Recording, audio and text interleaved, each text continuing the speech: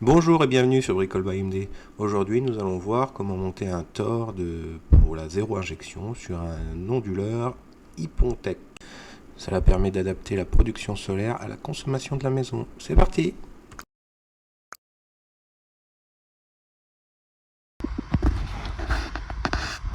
Donc aujourd'hui, je vais vous présenter un petit peu l'installation. Donc là, c'est le coffret DC, bien sûr. Ici, coupure DC du premier string avec le parafoudre, le string numéro 2 et le parafoudre numéro 2. Tout ça descend avec bien sûr un fil de terre et va jusqu'à l'onduleur ici. Actuellement, j'ai un petit peu.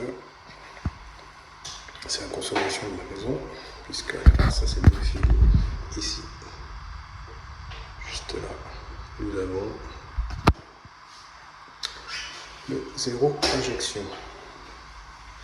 Petit fil, ils arrivent à la petite minuterie qui se trouve juste là. Bon allez, on va démonter le capot. Puis je vais vous faire voir un peu le montage de la petite horloge. Avant tout ça, je peux vous faire voir déjà les différents paramètres. Donc ça c'est des paramètres standards. Voilà. Donc ça c'est le type d'appareil.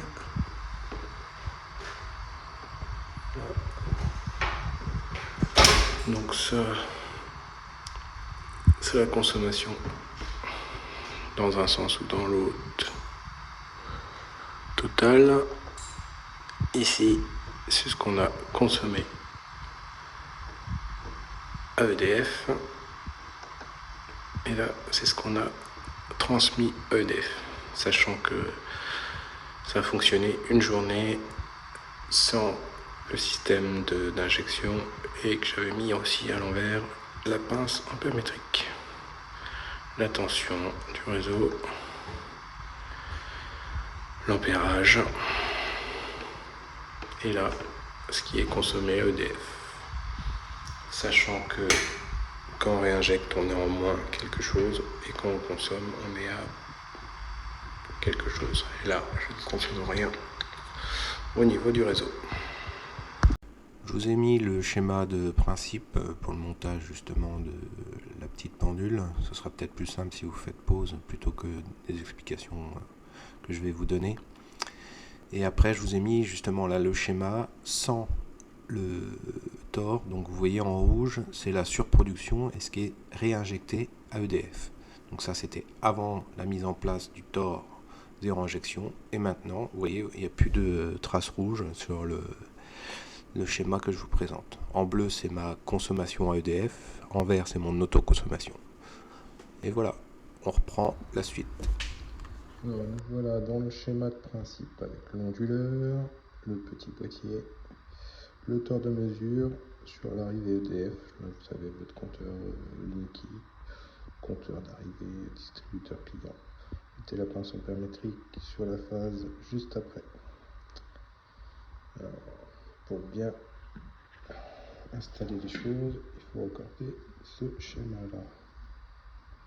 Alors, donc, voici le type de compteur, la référence du compteur.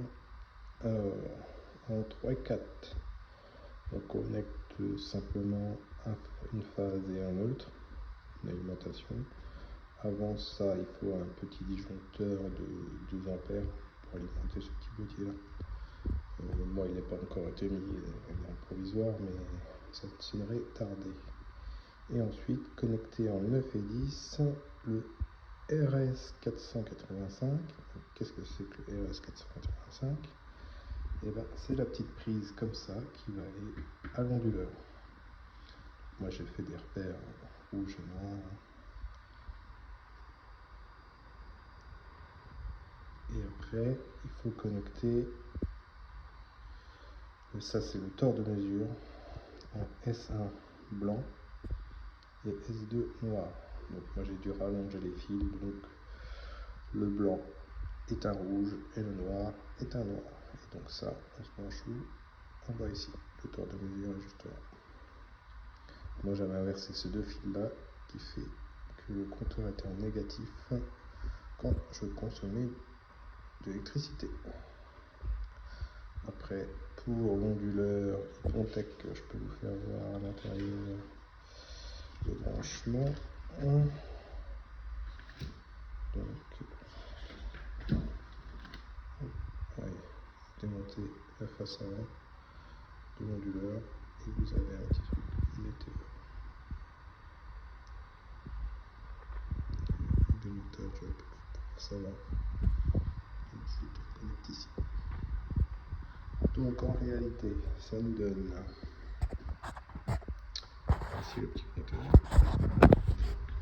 En haut, ici, les alimentations. Bon, ils sont repris sur un autre disjoncteur, mais ils vont être repris après sur un disjoncteur de 2 ampères. Ici, en 9 et 10, ce qui va à l'onduleur, juste ici, connecté ici, avec une prise spécifique fournie dans l'onduleur Ipontec. Et ensuite le tord de mesure qui est juste ici. Et là, pour voir les références, c'est écrit en dessous 1, 2. Voilà. Bon ben voilà, c'était tout pour cette petite vidéo, en espérant qu'elle vous a plu. Allez, à bientôt, abonnez-vous à Bricole by MD.